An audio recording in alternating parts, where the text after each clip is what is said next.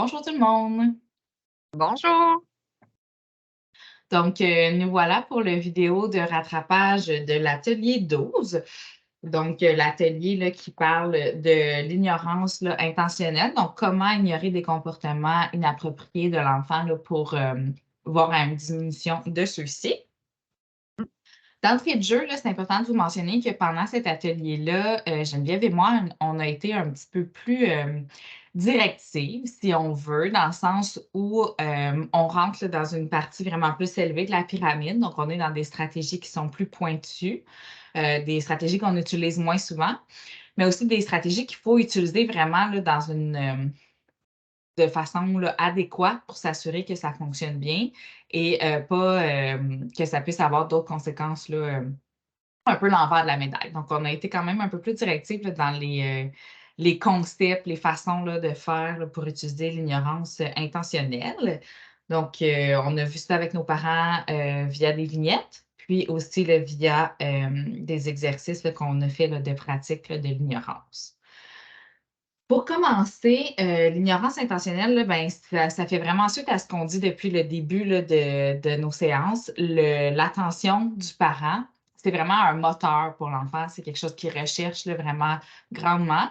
Donc, quand on comprend cette dynamique-là, ben, le retrait de notre attention comme parent va avoir comme impact souvent de diminuer le comportement de l'enfant parce que l'enfant cherche par ses comportements à obtenir l'attention de ses parents, donc à obtenir un gain. Si on coupe ça, ben, on voit que les comportements diminuent puis que les enfants vont changer leur comportement pour pouvoir retrouver l'attention de leurs parents.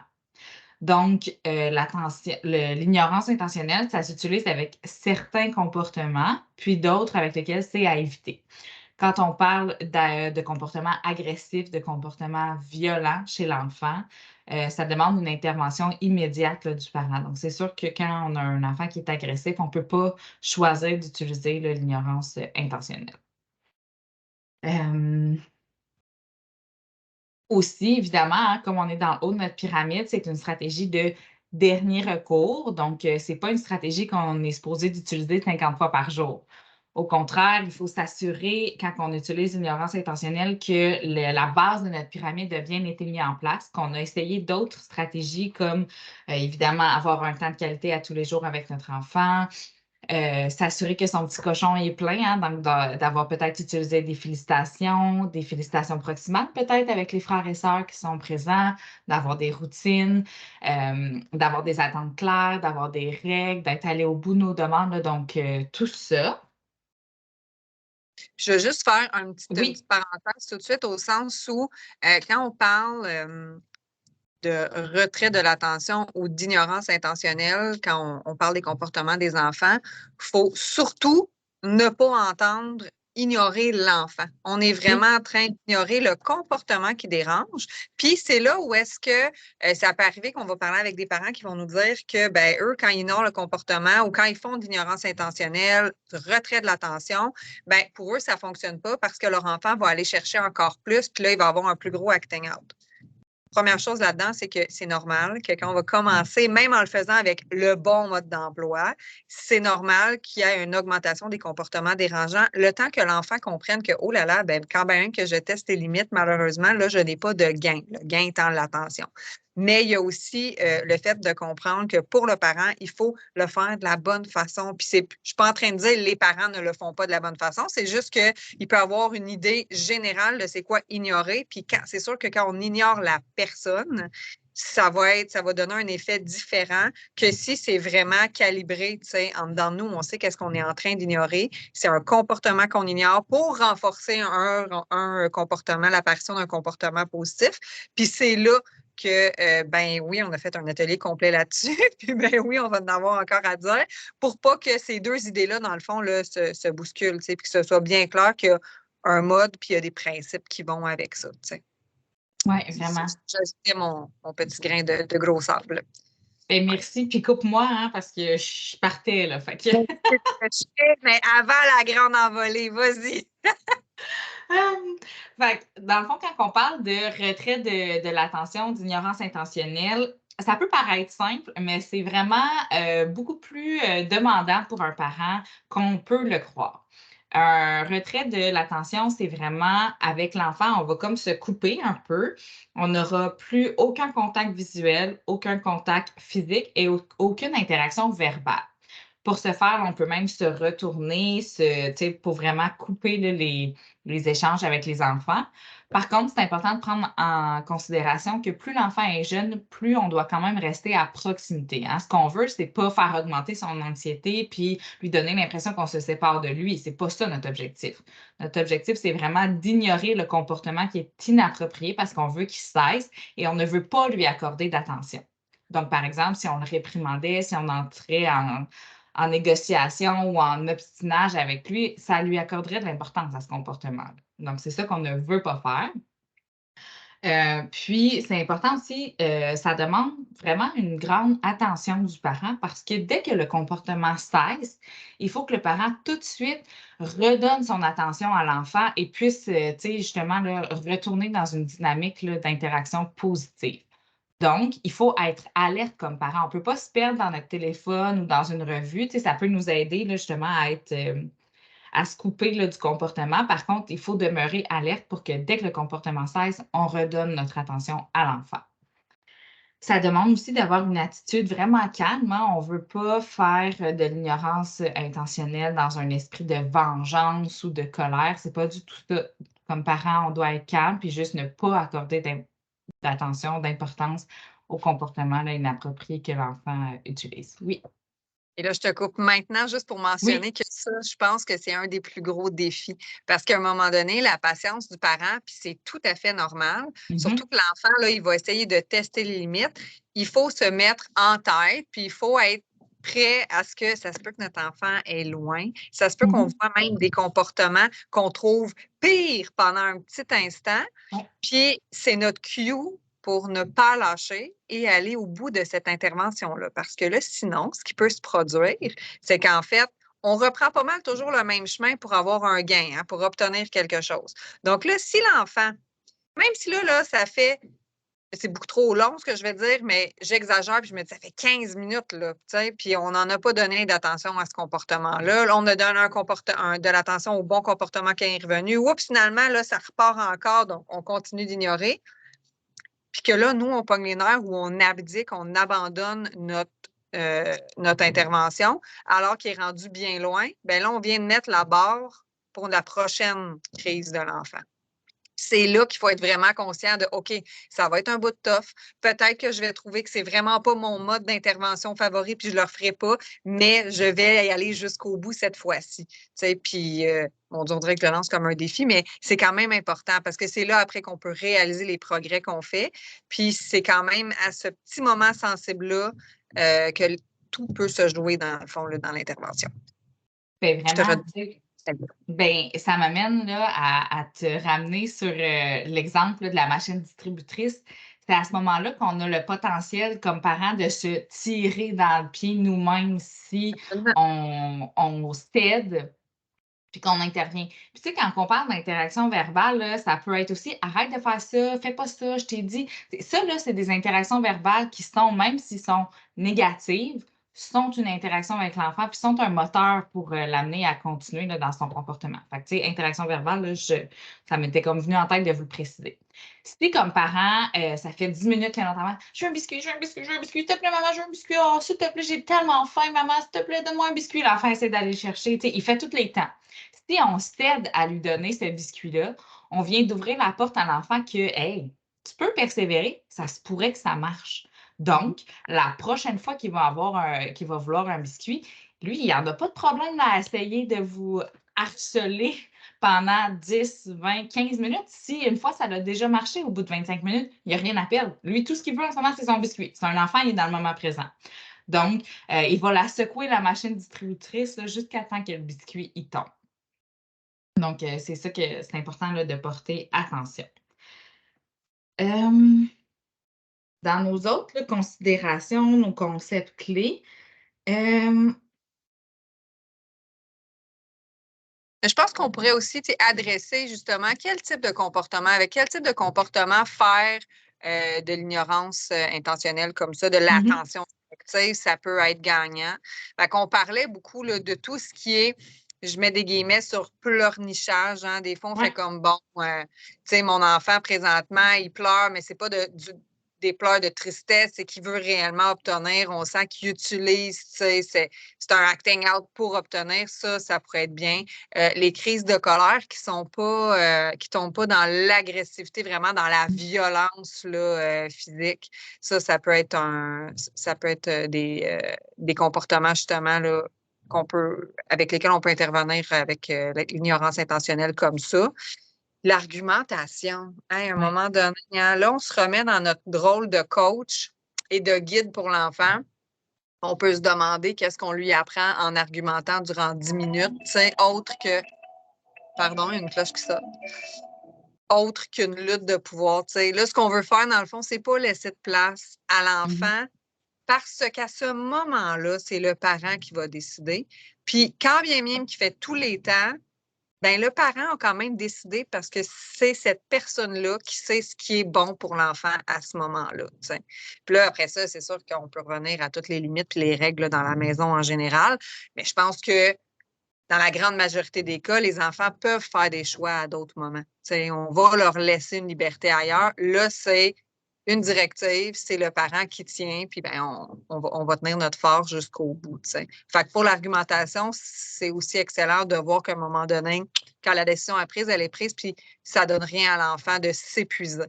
Puis ça, en Mhm. général, ça fonctionne rapidement. On a Oui. moins, on a moins affaire à des grandes crises. C'est sûr que sur une crise de colère, on peut faire le choix justement de parents, OK, est-ce que je suis assez présentement grounded? Est-ce que moi, je me sens assez apaisée? Je suis prête à y aller? Je vais tenir mon bout, puis je vais faire mon ignorance intentionnelle de cette façon-là. Quand c'est de l'argumentaire, en général, ça passe quand même plus vite qu'une crise de colère. Oui, absolument. Puis tu amènes vraiment plein d'informations qu'on n'a pas encore nommées à travers ton exemple. Euh, les premières fois qu'on va essayer l'ignorance intentionnelle, là, c'est un peu contre-intuitif, autant pour le parent que pour l'enfant. Donc, ça se peut que les premières fois, l'enfant, il s'essaye longtemps parce qu'il ne comprend pas, puis que, ben, d'habitude, ça marche, fait qu'il poursuive. Mais habituellement, là, quand on a maintenu une bonne ignorance intentionnelle faite de façon adéquate, après quelques fois, là, quand on reproduit cette stratégie-là, ben, les enfants, ça ne dure pas longtemps, là, leur période où ils s'essaient. Là. Donc, on voit les gains là, quand même assez de façon rapprochée. Une autre chose aussi que, tu sais, quand tu as dit justement là, un enfant qui pleurniche, ça pourrait être une bonne idée d'utiliser là, l'ignorance. Ben, en effet. Par contre, tu sais, on disait au début que ça demande une analyse du parent, puis que ça demande aussi, tu sais, que quand il y a un comportement agressif, une intervention immédiate du parent. Mais quand on a un enfant en détresse, là, qui est vraiment là, submergé par son émotion, ça demande Mm. aussi une intervention du parent. C'est pas une bonne stratégie d'utiliser là, l'ignorance intentionnelle à ce moment-là. Tout à fait. Donc, il y avait un autre élément là, qui m'était venu, mais je l'ai oublié. Dans le fond, je pense que ça peut être pertinent de le résumer comme étant c'est une technique qu'on peut utiliser quand l'enfant teste les limites, hein, parce que c'est vraiment la Mhm. suite dans le fait d'établir des règles et des limites. Ouais. Fait que oui, si ça dépasse ça, si c'est une situation qui est hors d'ordinaire, si notre enfant, ça peut, selon le tempérament, encore une fois, mais ça peut aussi là, être des phases dans la vie où même si on est aux prises avec un enfant qui fait des crises parce qu'il y a une condition de santé mentale différente, on ne va pas là. Ouais. C'est pas, là, on est vraiment dans une intervention comme universelle. On s'essaye pour ça. Ça peut être une super carte à garder dans notre poche, mais c'est quand nos enfants testent les limites. Pas quand on est dans une autre situation qui est plus complexe, puis que là, Ouais. qui peut mettre un ou l'autre en danger, ou même l'intégrité, même l'intégrité affective là, de chacun, autant le parent que l'enfant. Ouais, absolument. Donc, je regardais là, nos petits points importants. Ça Mhm. fait pas mal le tour. Évidemment, là, comme on va en parler plus tard là, dans le retrait, là, plus en tant que tel, quand on est dans l'ignorance intentionnelle, notre but, c'est pas d'aller jouer sur la relation avec l'enfant. Donc, c'est important quand on finit notre stratégie d'ignorance intentionnelle, d'aller alimenter positivement notre relation avec l'enfant. Donc, de prendre la porte ouverte pour des félicitations, pour un petit compliment, pour un petit contact physique, pour toutes ces choses-là, là, parce que notre but, c'est pas qu'ils se sentent abandonnés ou que ça vienne créer de l'anxiété là, au sein de la relation. Dans les petites feuilles qui étaient, Oui. dans les feuilles de travail là, du parent là, qui étaient distribuées lors de cet atelier-là, on a vraiment une partie sur le monologue intérieur du parent. Là, on a un peu Oui. tapé sur le clou, Jessica et moi, pour vous le dire qu'il faut être capable de maintenir. Puis, c'est aussi pour être très conscient de soi-même. Puis, c'est vraiment normal qu'on ressente des émotions désagréables pendant que notre enfant a des comportements qui s'en vont, tu sais, qui vont être désagréables parce qu'ils vont venir tester nos limites. Fait qu'on avait beaucoup parlé de mantra, qu'est-ce qu'on peut se répéter à l'intérieur de nous. Puis ça, ben, on vous invite à le faire évidemment, puis juste à aller feuilleter là, vos feuilles. Je trouve que c'est vraiment pertinent. Puis il y a aussi un beau rappel là, de comment l'ignorer, hein, d'être constant, d'être préparé à être testé, d'éviter le contact visuel, là, Jessica, tu l'as dit, s'éloigner de l'enfant, mais en restant là, en périphérie. C'est juste qu'on ne veut pas être collé nécessairement dessus. De redonner l'attention à l'enfant aussitôt que le comportement dérangeant s'arrête. On a parlé, ben en fait, non, on ne l'a pas adressé, combiner la distraction et l'ignorance. Surtout pour les plus jeunes. C'est ouais, pour les tout petits, tu sais, de pas donner d'attention au comportement qui est en train de se donner là, mais de juste mentionner peut-être autre chose qui pourrait être fait quand on voit que l'enfant est un petit peu plus à l'écoute, quand il est en train de se calmer. Ça peut être une belle façon là, de le faire passer à autre chose, parce que le retour n'est pas nécessaire à chaque fois non plus. L'enfant aura compris que cette limite-là, elle y est. Oups, je dois m'en aller ailleurs. Les enfants en plus jeune âge, là, c'est sûr que c'est plus facile s'ils sont guidés par le parent. Puis, je trouve ça intéressant qu'ils disent limiter le nombre de comportements à ignorer systématiquement. Tu sais, si vous êtes plus d'un parent à la maison, peut-être s'entendre justement sur qu'est-ce qu'on va ignorer, qu'est-ce qu'on pense qui peut justement rester sécuritaire, mais qui va nous aider vraiment dans notre discipline à la maison. Fait que vous conserverez l'aide-mémoire. Puis, d'être en mesure, après ça, d'aller se trouver des petits trucs pour nous-mêmes en tant que parents, garder ça calme à l'intérieur de nous, puis en contrôle. Fait qu'il y avait des petites choses qui étaient proposées, puis vous pourrez faire votre propre liste aussi. Bien, c'est ça. On vous invite, là, si vous le souhaitez, à prendre en photo les faux sites là, qui sont dans le local parce qu'on avait fait un remue-ménage avec les parents là, sur ces stratégies-là. Tu sais, il y avait la respiration vraiment profonde là, où on vient jouer avec notre abdomen, là, vraiment le gonfler, l'aplatir. D'avoir justement des pensées positives. Là, on avait nommé plein d'exemples, mais vous pouvez choisir vous-même une phrase qui vous parle. On avait parlé aussi de points de pression, de changer les idées, tu sais, peut-être en dansant, en mettant de la musique, en regardant un livre. Si c'est vraiment trop de dire je m'en vais faire pipi ou je m'en vais fumer une cigarette puis que l'enfant reste en sécurité, là, ça faisait partie des stratégies aussi. Puis, je reviens aussi un petit peu, tu sais, il y a certains parents pour qui ça peut être difficile de faire de l'ignorance intentionnelle, puis pour qui, au début, ça peut les insécuriser. On avait une autre maman dans un autre groupe là, qui nous avait déjà dit ben moi, ce que j'ai trouvé comme stratégie pour être capable de le faire correctement, ben, c'est d'aviser mon enfant. Donc, je lui dis là, je t'ai déjà donné ma consigne, c'est non. À partir de maintenant, je ne te réponds plus. Donc, la maman s'assurait que son enfant avait bien compris la demande ou l'attente, la règle, puis avisait aussi l'enfant pour ne pas générer une certaine panique ou une anxiété, puis pour se sentir comme alignée comme maman, comme quoi elle avait fait là, les choses en bonne et due forme. Donc, ça aussi, ça peut être une stratégie que vous pouvez utiliser. Oui, je trouve que c'est vraiment une bonne stratégie. C'est très sécurisant pour des enfants qui peuvent être plus anxieux aussi, ou même juste justement pour apaiser le parent. Ça fait de mal à personne de clarifier les choses. Au Ouais. contraire, c'est juste bénéfique. Tu sais. Ça me fait aussi penser que dans le document, là, il y a ce qu'on a passé comme feuille, il y a un document qui s'appelle Apprendre l'autocontrôle. Puis d'être capable, dans le fond, c'est un texte sur les pensées contrariantes qui peuvent devenir des pensées apaisantes. Hein, puis c'est normal aussi, tu sais, c'est un processus de recevoir des fois le comportement de l'enfant de façon très personnelle, de penser que son intention, c'est de venir absolument déranger. Je vous donne un exemple, on va parler de pensée contrariante, là on y va fort, mais c'est pas grave. Cet enfant est un monstre, tout cela devient ridicule, il changera jamais. Alors qu'une pensée apaisante pourrait comme ouf, une pensée apaisante, pardon, pourrait être ouf, cet enfant me met à l'essai pour voir si ça peut fonctionner à sa façon. Il a besoin de contrôle. Là, ça va être à moi de lui montrer que c'est moi qui guide. Fait qu'on est un peu là. Je trouve les exemples qui sont quand même assez pertinents. Je vous invite à le lire. Oui, Vraiment. absolument, parce que Puis ça Pour nous rester calme? Excuse-moi. ça nous repositionne aussi, tu sais, dans nos pensées, puis ça normalise aussi, tu sais, il faut pas non plus tomber dans la grande culpabilité quand on voit qu'un comportement d'un de nos enfants nous tape royalement sur les nerfs. Ça va arriver, c'est normal. Oui. Tant mieux si ça arrive pas souvent. Ça dépend toujours encore des tempéraments parents-enfants, mais c'est loin d'être rare, c'est très fréquent. Puis, ben, je pense que c'est bien aussi de se dire que ces discours-là, on est capable de les changer à l'intérieur, puis que ça a vraiment un effet là, sur comment on perçoit notre enfant durant les interventions.